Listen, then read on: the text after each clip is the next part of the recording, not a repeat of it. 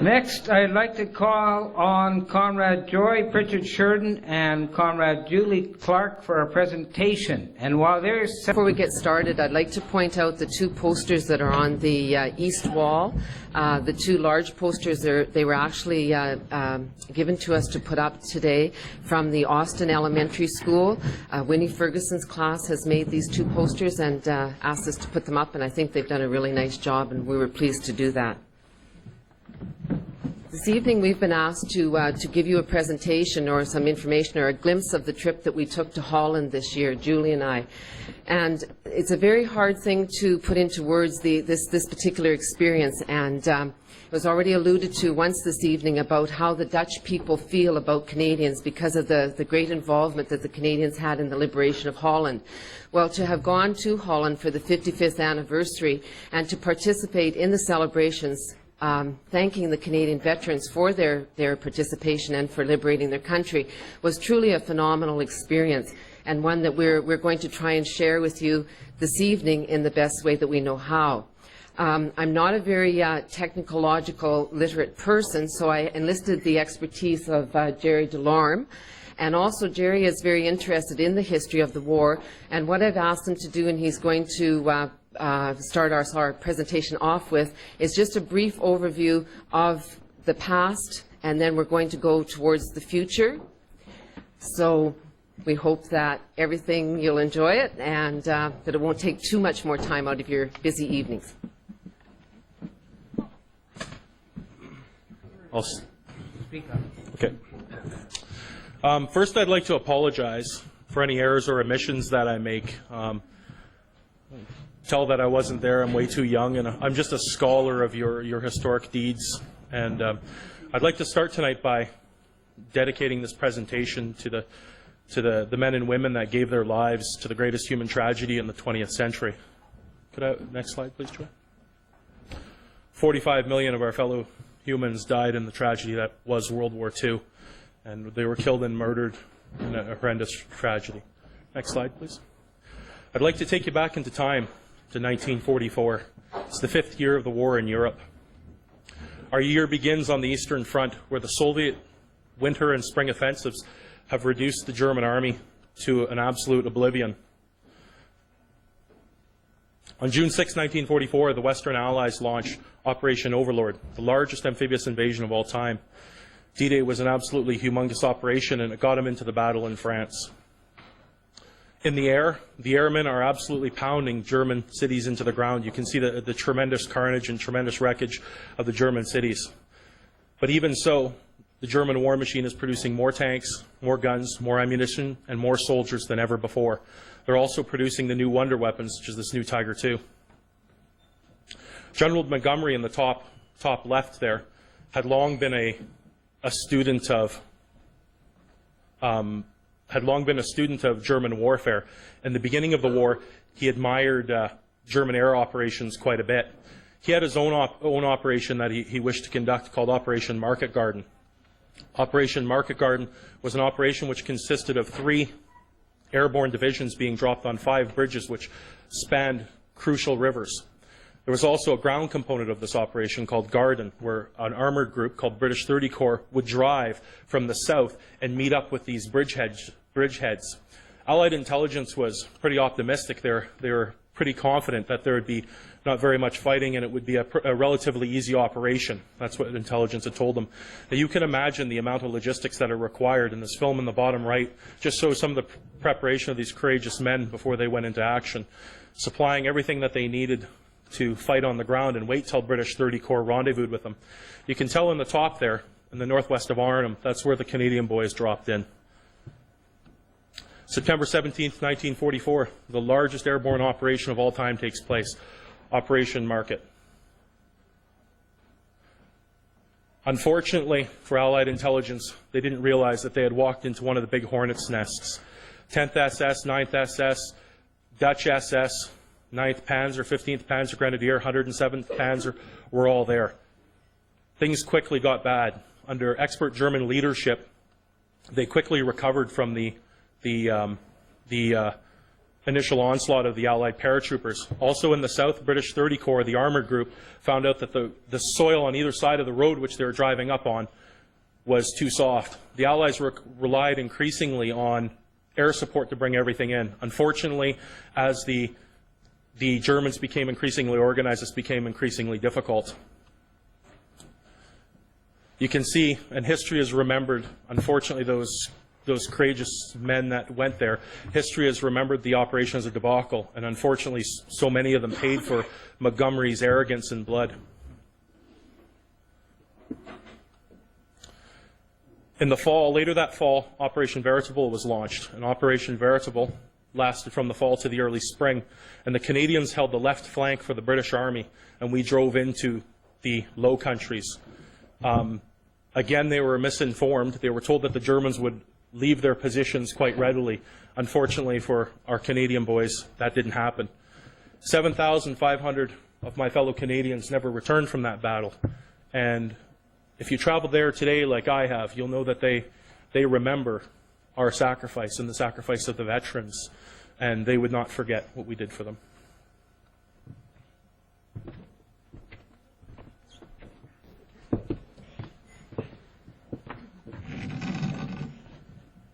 Thank you, Jim. I don't know how many years they've been doing it, but every 5 years that they have a major celebration to celebrate and thank the Canadian veterans for the liberation.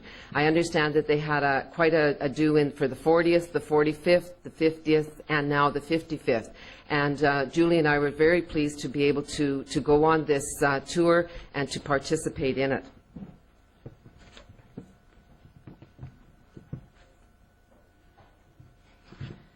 Seen here is a letter from the Minister of Veteran Affairs. It reads, 55 years ago, in May 1945, the Canadians liberated the Netherlands after nearly 8 months of bitter fighting. The long, painstaking campaign started in August 1944 when the Canadians, among other forces, were ordered to advance from the Seine through the Low Countries and into Germany. They fought in the cold, wet winter lowlands against an enemy making a last desperate stand. Many died striving to pierce the formidable defensive positions. During this pilgrimage, we are returning to commemorate the more than 7,500 Canadians who died in the liberation of the Netherlands and to honor those who served there. We will walk down the rows and rows of graves and place flowers and wreaths at Canadian memorials in the war cemeteries. These graves and memorials are testimony to the courage and valor needed to restore freedom to a people suffering from tyranny and oppression. We look upon Canadian veterans as heroes. On this special anniversary, we renew our gratitude to you, undimmed by time. You will always be remembered. George Baker, PC, MP. Our first stop was in Groesbeck at the National Liberation Museum. In the top right-hand corner, what you'll see is the Canadian Honor Roll. The next slide, you will see a picture that goes on a little bit, that shows you the exterior of this building. But in the interior, they have the lists of all those fallen comrades who are buried in the cemetery, in the Canadian War Cemetery in Groesbeck. In this picture, you see the building there made from parachutes. The roof is. The 82nd American Airborne Division donated these parachutes for the construction of this building.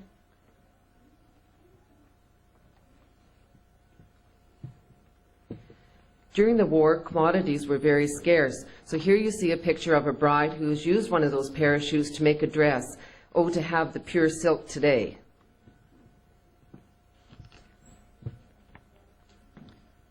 This here is at the Keukenhof Gardens. It is an 80-acre park displaying 6 million tulips, narcissus, daffodils, hyacinths, and other flower bulbs. It also has theme gardens, ponds, and a large windmill.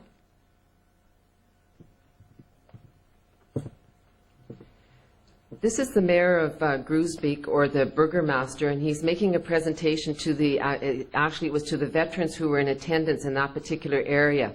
It was sort of by surprise that I was called up to receive a medal on behalf of my father in order to bring it back home to Canada to him. You'll see the medal is on the left on top of the Thank You Canada brochure, as well as the medal is also on the right by the poppies on the slides. Something that Julie and I also did on our last night there, we had a little bit of a book that we asked everybody to write in, to put their addresses in and write any comments. Well, Mayor Preach, what he did is he wrote, "It was a great honor and pleasure to meet you. It's our people of post-war generations to continue the connection between the people of other nations," which I thought was a very nice comment. Down in the lower left there, you can see Joy and two gentlemen, Stan and Fred. And although we met many veterans and other companions on this trip, these two were very special. They always looked after us, getting on the bus first and saving us a seat. First one's off the bus into wherever we were going to save us a seat, and one waiting at the door to guide us. We were transported to the various events by bus. Stan and Fred made sure we always had a seat, and the seat was either right behind them or right in front of them until about the middle of the week, and then all of a sudden they were split up and we had a seat with each of them. The motorcycle police officer you see up on the right, we had a motorcade from the Krugenkorf Gardens to Utrecht, and they had, I don't know how many policemen were out there on their motorcycles, but we actually had a guided escort from one city to the other city, and we counted 28 buses in the cavalcade. They stopped the major highways, they stopped the overpasses, they stopped the, the traffic in the cities, the whole thing to let the Canadian veterans through.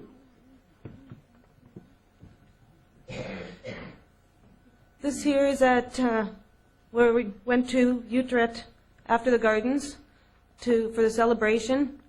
And in the bottom left you can see they had some traditional dancing for us, and in the upper right corner, Joy and Bill Smith, gentleman she's known for quite a few years, that she just happened to stumble upon in her journeys through the building. We'd just like to show you a little bit of a video here.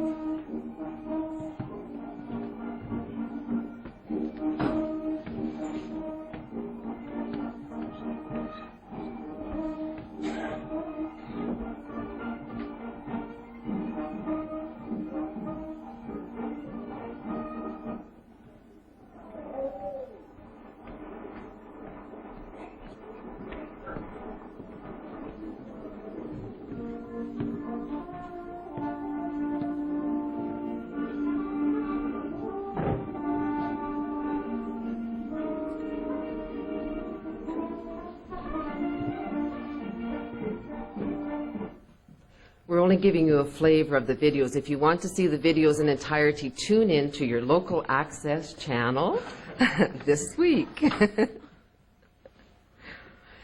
This slide is of Nijmegen, the city that we stayed in.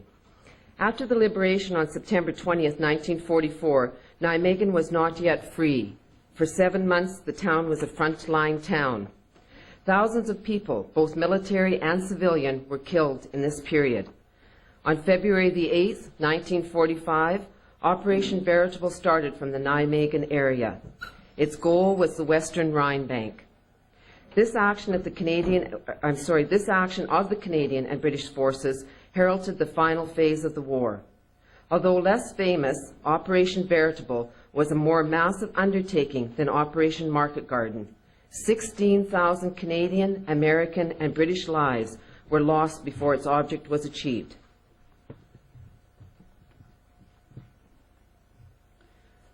The Nijmegen Bridge.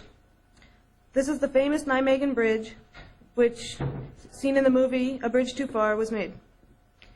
Here you see the bridge after it was destroyed and what it looks like today.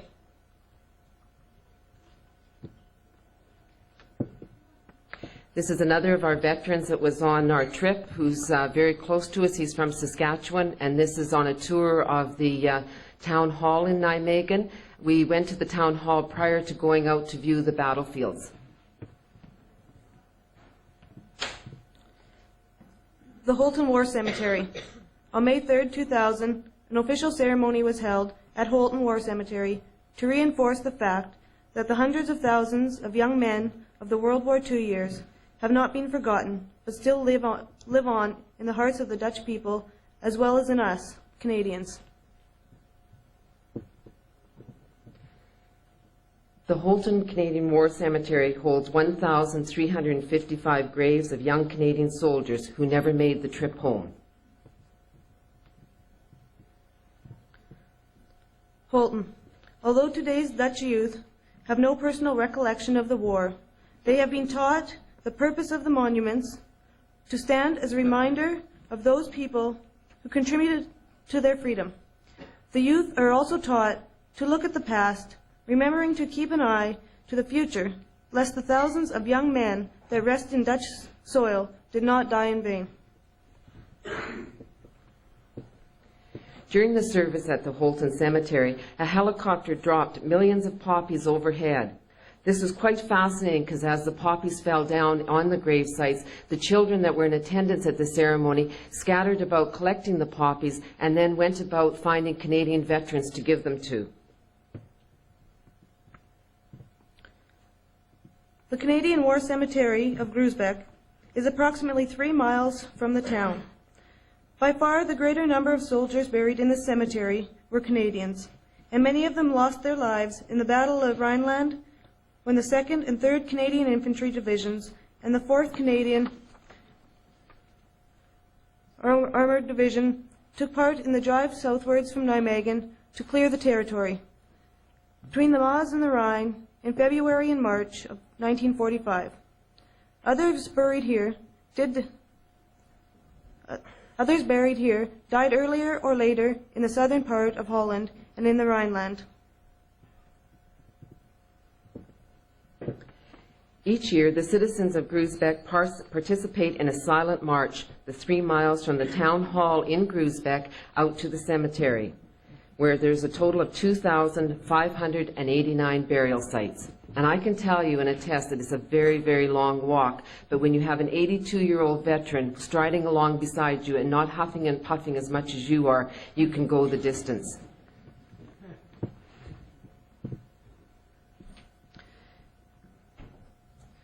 In this Canadian War Cemetery, as seen above, is the grave of a local boy, Ernie Tester.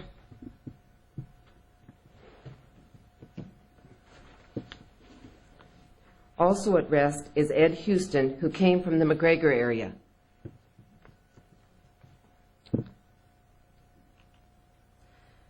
At the official service at the Groesbeck Cemetery, we were honored with the presence of Princess Marguerite. Also during this memorial service held at Groesbeck Canadian War Cemetery in conjunction with the 55th anniversary of the ending of World War II, on behalf of the Royal Canadian Legion No. 110, we laid a wreath in memory of those 2 local soldiers, Ernie Tester and Ed Houston, as well as their comrades who lost their lives that we might enjoy the freedom we know today. We have another little bit of a video to show you here.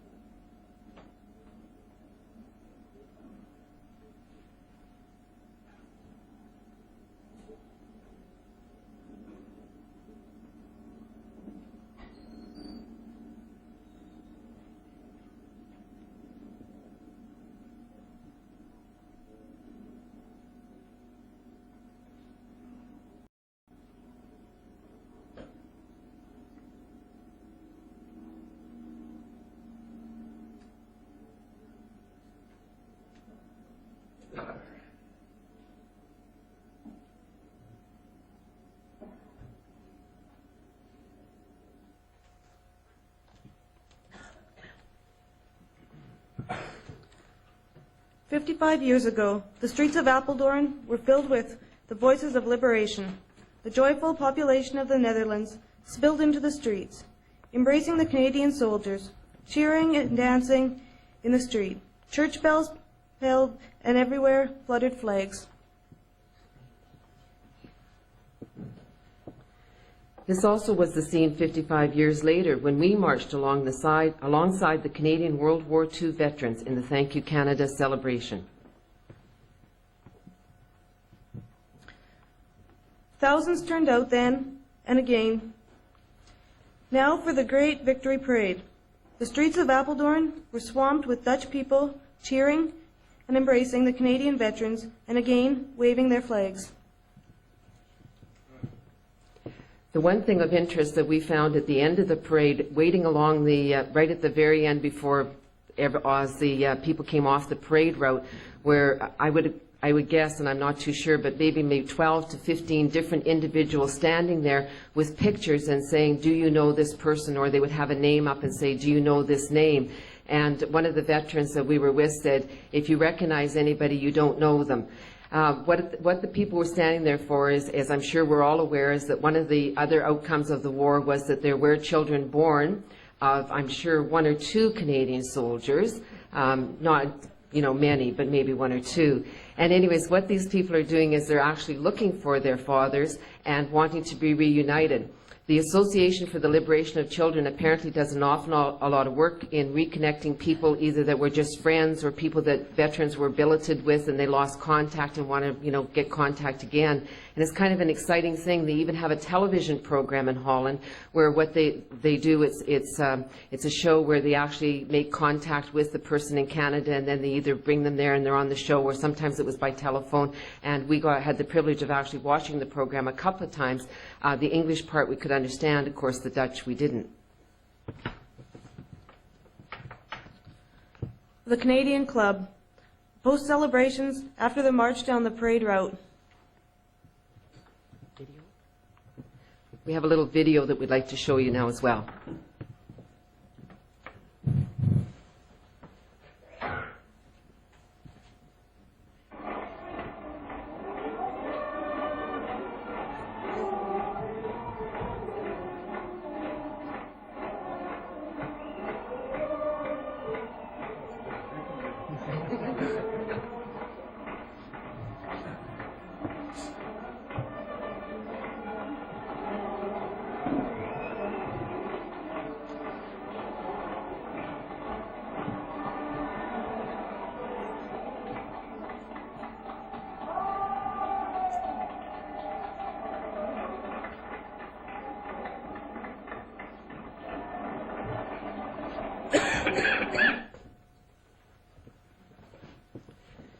Gilsbert and Els chauffeured us to many occasions.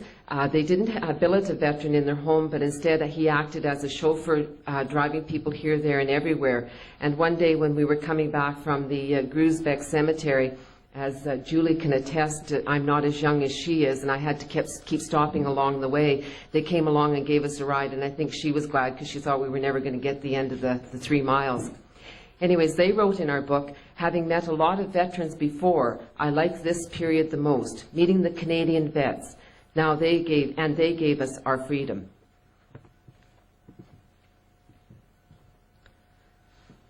On our final evening in Nijmegen, the city provided us with a dinner and dance cruise on the Rhine.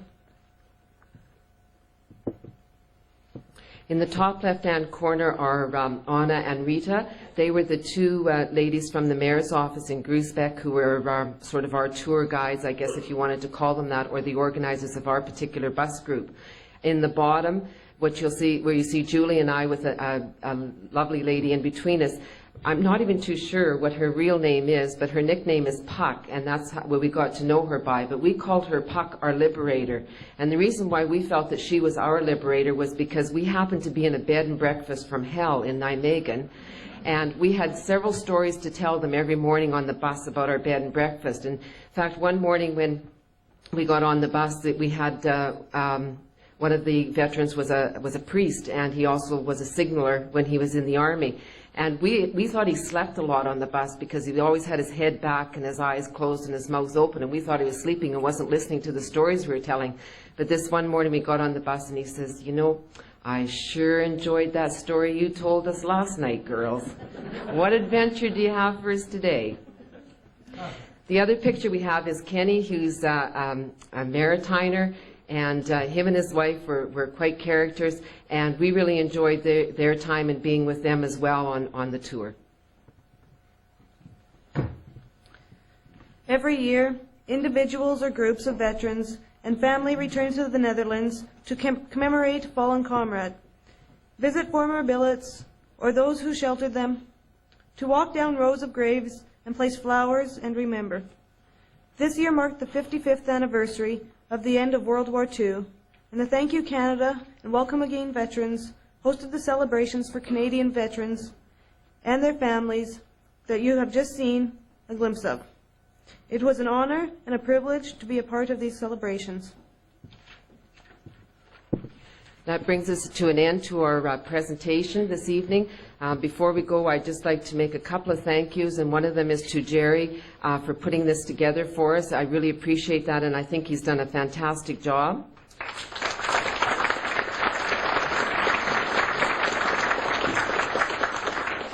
And the other person I'd like to take the opportunity to thank is Julie, because if Julie hadn't come, I wouldn't have got to go. And I'm really, really ever so thankful for her. I hope she had as good a time as I had, because it was absolutely fantastic. And I just loved when people kept saying, calling me her sister. So that was really good. I have to tell you one other little story to do with this trip, too, is I said to my dad, the only thing that could have made this trip better is if you had been able to accompany me on the trip. And he said, "Oh, well, you know, Joy, some things just aren't meant to be," and that's the way it was. But I'm so glad that you went. He said, "It's a trip of a lifetime." And he said, "And after all, Joy, you must remember you are going to be 50 this year." Thank you.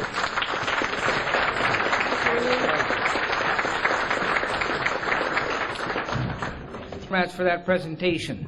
The team will stand at attention. Sergeant of Arms, prepare to march off the colors.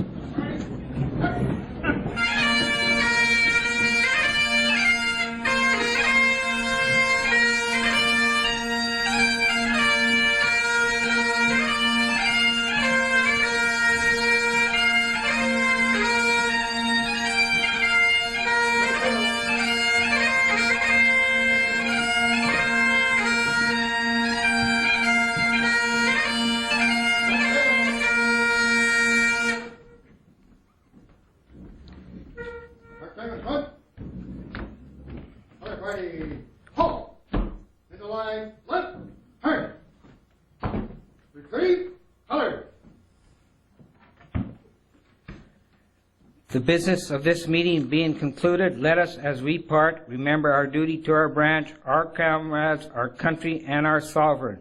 May we ever strive to promote unity and the spirit of comradeship, never forgetting the solemn obligations we have assumed as members of the Royal Canadian Legion, and remembering them, may we ever pray, Lord God of hosts, be with us yet, lest we forget, lest we forget. We will now sing God Save the Queen. God save our gracious Queen, long live our noble Queen. God save the Queen. Send her victorious, happy and glorious, long to reign over us. God save Sergeant of Arms, march off the colors. Color party, short carry, hurry, color. In the line, light, hurry. File to the rear, quick, fire. Left wheel.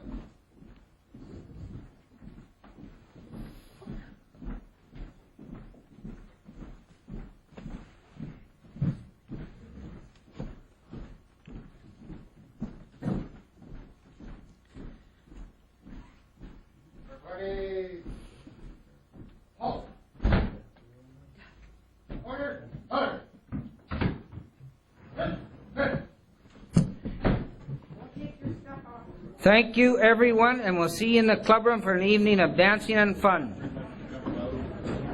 Thank you, JR. Thank you, sir.